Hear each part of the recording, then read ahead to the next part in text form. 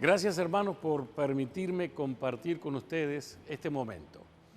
Quiero contarles una experiencia muy simple.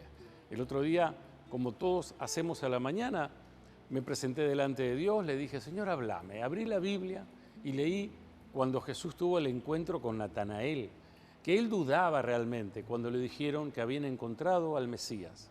Pero cuando Jesús le revela y le muestra que ya lo había conocido cuando estaba debajo de la higuera, ahí Natanael dijo, no, yo sé que debajo de la higuera seguramente él estaría clamando a Dios y seguramente estaría leyendo, y él se dio cuenta de que Jesús le estaba hablando al corazón. Así que Jesús le dijo, ahora estás creciendo porque te dije que te vi debajo de la higuera. Pero mirá, y si yo te diría, si vos supieses, en otras palabras, todo lo que te va a pasar, mirá, vas a ver ángeles descender y ángeles subir en mi persona, y vas a ver cómo los cielos se van a abrir. Y eso fue lo que sucedió con Natanael.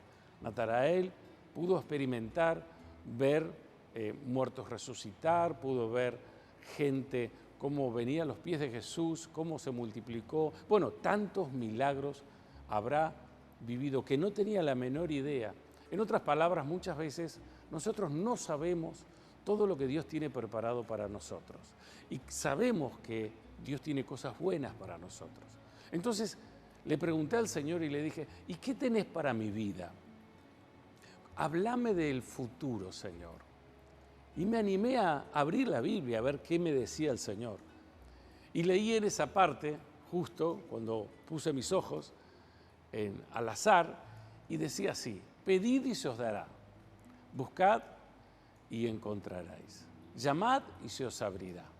Y ya está la parábola donde Jesús le dice, si ustedes son padres malos y les saben dar buenas cosas a vuestros hijos, ¿cuánto más vuestro Padre que está en los cielos les va a dar buenas cosas a aquellos que le pidan? En otras palabras, el Señor me estaba diciendo, si querés que yo obre en tu vida, tenés que pedir, tenés que clamar, tenés que golpear la puerta, y yo voy a hacer lo que me pidas.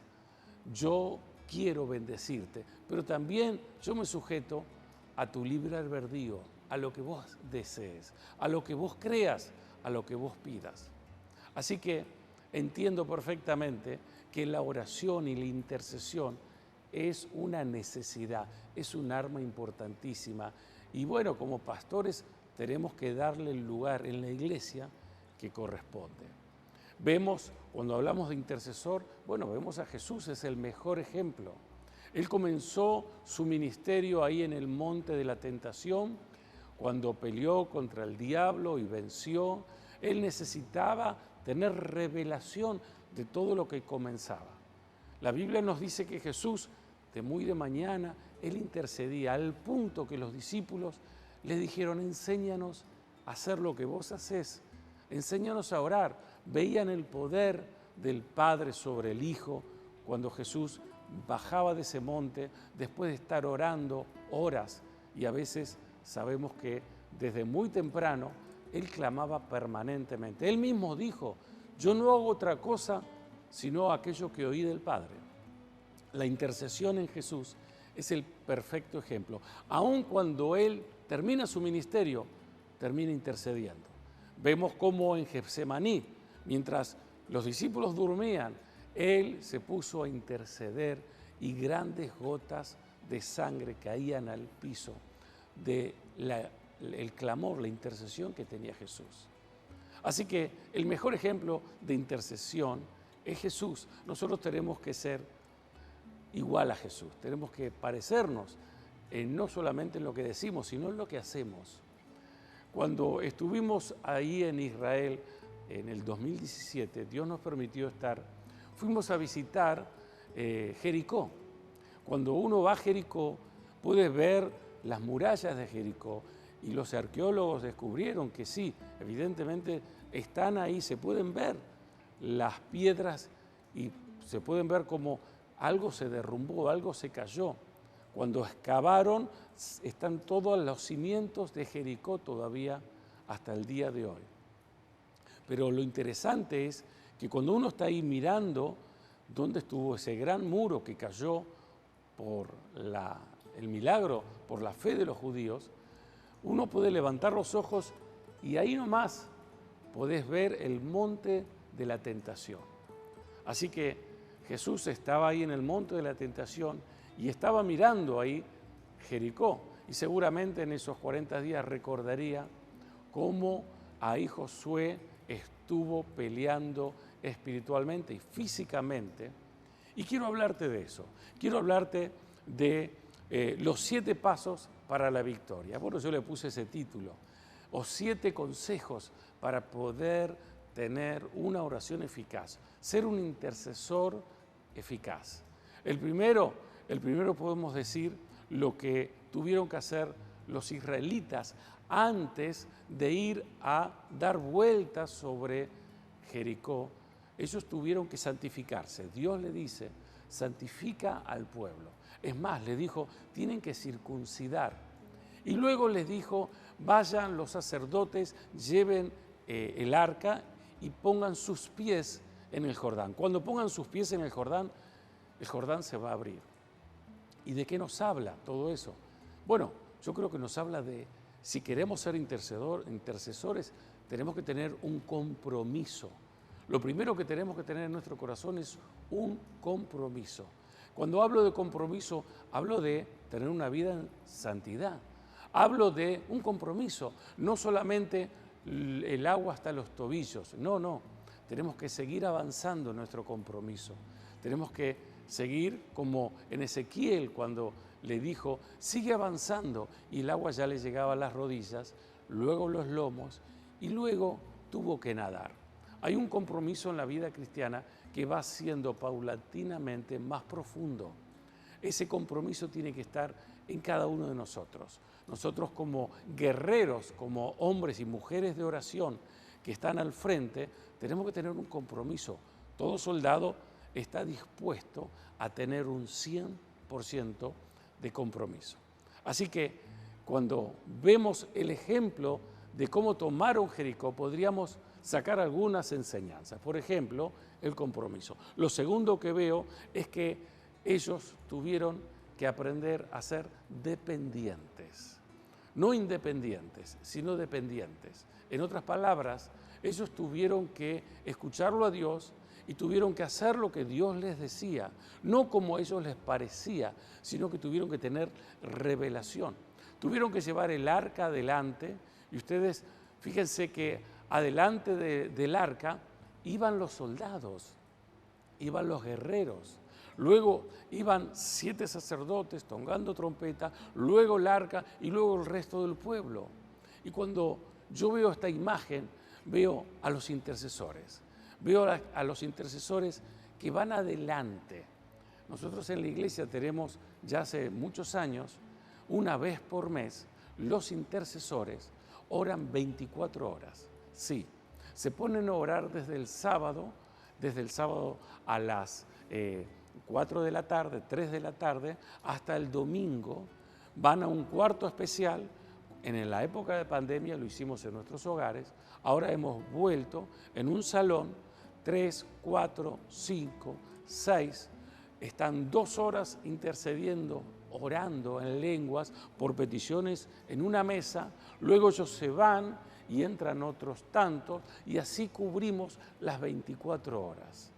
Luego en el culto, cuando yo voy a predicar o cuando los músicos empiezan a cantar, está asegurada la presencia de Dios, porque ellos fueron adelante, ellos estuvieron adelante, y esto es fundamental para una iglesia que no tiene intercesores, no tiene soldados adelante.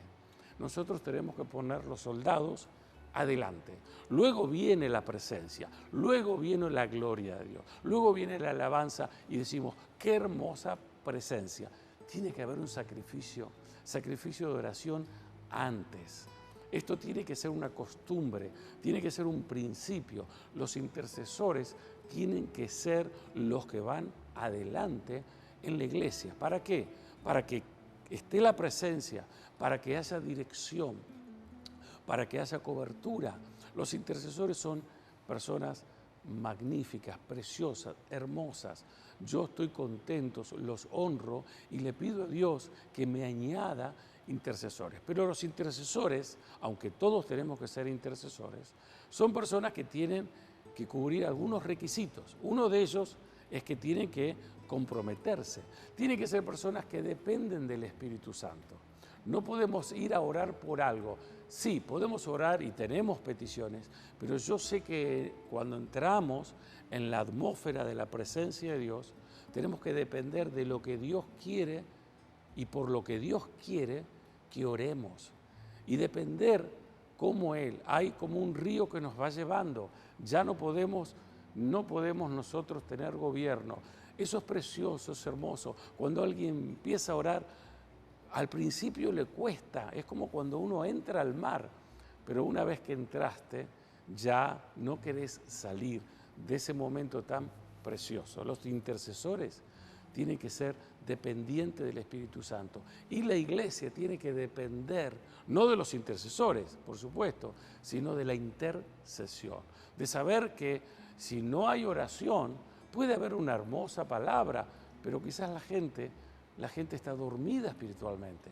Los intercesores son los que abren los oídos de la gente para que la palabra de Dios, más allá de la capacidad de aquel que está predicando, pueda entrar en los corazones. Y vemos cómo es efectiva la intercesión. Lo vemos después, vemos en el culto. Así nosotros vemos o ponemos el ejemplo, ¿no? Yo pongo el ejemplo de cómo los judíos dieron 7 vueltas y lo hicieron de una forma especial. Por ejemplo, tocaban las trompetas y nos habla de la adoración, nos habla de la alabanza y nos habla también de que cuando están los intercesores, no es una oración, tiene que haber unción.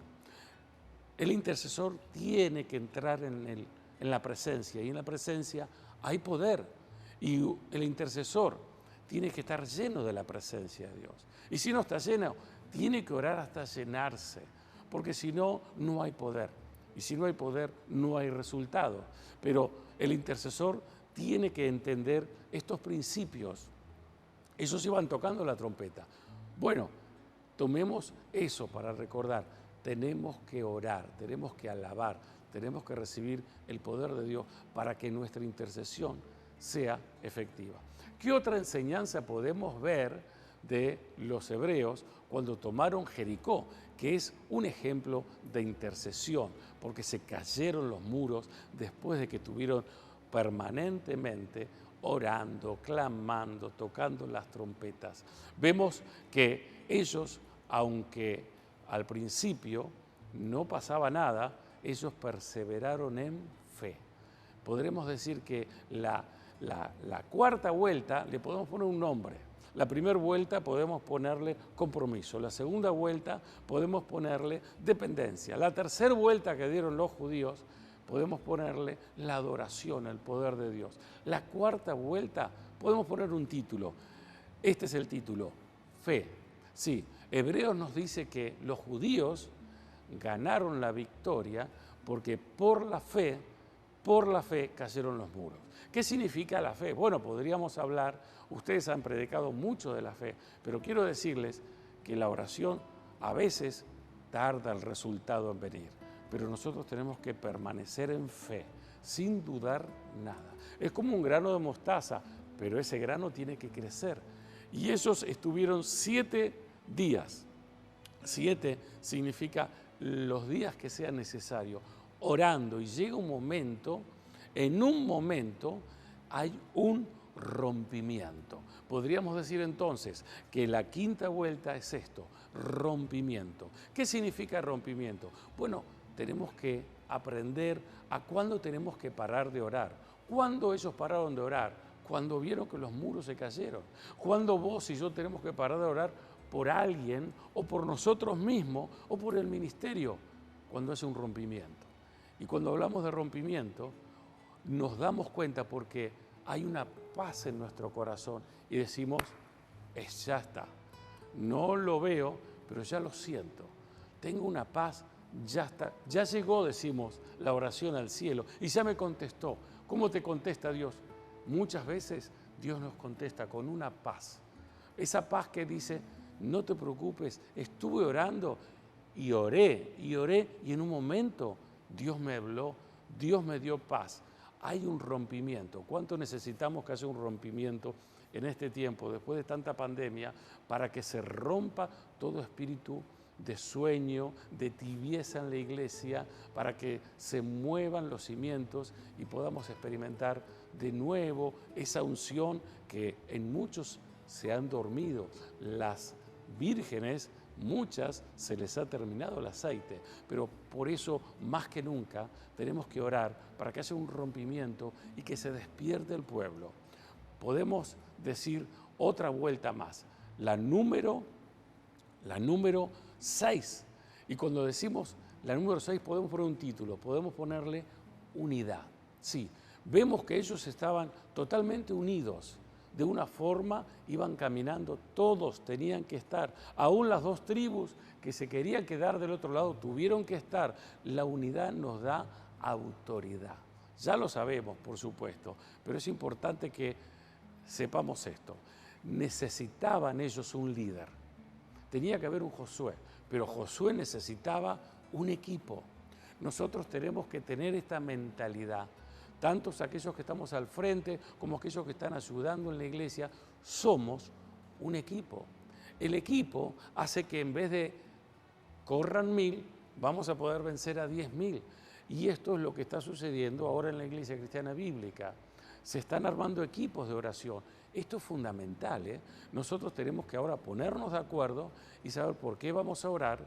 Y el equipo, la unidad, hace que se mueva el mundo espiritual porque tenemos autoridad.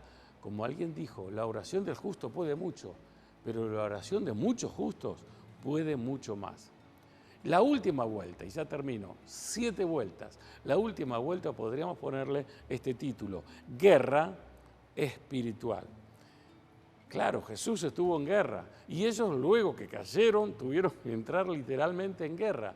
Y tenemos que saber esto, todo aquel que entra en la intercesión, que entramos a orar o por nosotros o por el ministerio o por un milagro o por una persona que está necesitando, también vamos a tener batallas espirituales. ¿Y qué va a pasar en la guerra? Mirá, si vos estás con las armas correctas y con las vestiduras de un soldado, estoy hablando de la santidad, estoy hablando del compromiso, estoy hablando de que seas alguien perseverante, que seas un hombre que te dejes guiar por Dios, que seas una mujer, un hombre que se muevan en fe, entonces esa autoridad que te da las vestiduras del cristiano te van a dar la victoria. Una de las cosas que atacó el diablo a Jesús fue en su identidad, pero Jesús le dijo, yo soy hijo de Dios. Vos sos una hija de Dios y que tu accionar diario, tu vida de santidad, tu vida de obediencia, no ponga en duda en tu conciencia que vos sos una hija de Dios, que vos sos un hijo de Dios. Cuando estamos bien vestidos, cuando estamos ubicados en el lugar que tenemos que estar, donde Dios nos llamó y de la forma que a Dios le agrada, nosotros tenemos una autoridad. Y esa autoridad hace que nosotros podamos, cuando oramos, romper batallas, cadenas y hacer todo lo que tenemos que hacer en el mundo espiritual. Bueno, mira, podría extenderme un poco más, pero quiero terminar con una oración. Quiero decirte, a vos que te gusta orar, por eso estás mirando este video, a vos que sabés que sos un intercesor, y si no lo sos, es hermoso ser un intercesor. Te animo a que te entres en el mar y empieces a conocer las profundidades de la oración, te pongas a orar en lenguas, hagas como Jesús dijo, metete en el cuarto y Dios te va a traer recompensas. Quiero orar por tu vida. Quizás ahí donde estás ahora, puedes unirte a este video y orar juntos. Padre, yo te pido que tú bendigas y le des una doble porción, una unción especial a aquellos que son hombres y mujeres que están ahora orando y están deseando entrar en esta profundidad de la oración. Padre, tráenos revelación. Queremos ir detrás tuyo, Señor. Queremos hacer tu voluntad. Padre, trae un rompimiento en la iglesia y levanta obreros y levanta intercesores para que podamos hacer tu obra aquí en la tierra. Señor, yo te doy gracias por esta oportunidad y bendigo a aquellos que están orando. Señor, trae un rompimiento en la iglesia cristiana bíblica para que se levanten hombres y mujeres de intercesión y que muchas almas se puedan acercar al amor de Cristo Jesús. Hermanos, que Dios los bendiga. Gracias por escucharme. Nos vemos.